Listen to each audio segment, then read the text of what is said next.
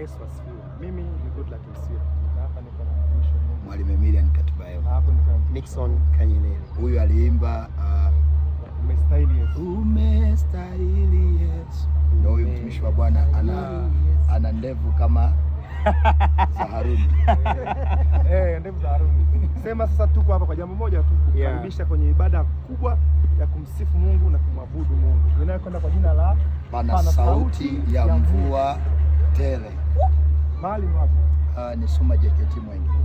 Suma JKT Mwenge. Unapojua Suma JKT? Ndio unapojua. Sasa nakuomba wewe unasikia tangazo. Turudi tena tangazo ndio hili hapa. Hamna lingine linalotoka. Sawa? Njoo. Mwenge. Tarehe 20 na ngapi tena mwambie? 23 mwezi wa kwanza. Suma JKT Mwenge. Saa 1 jioni mpaka saa 12 asubuhi.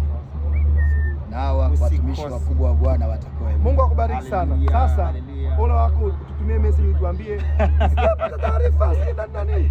Tukutane tarehe 23. Pana sauti ya mvua tele. Usiambiwe, usiadisiwe. Njoo uone.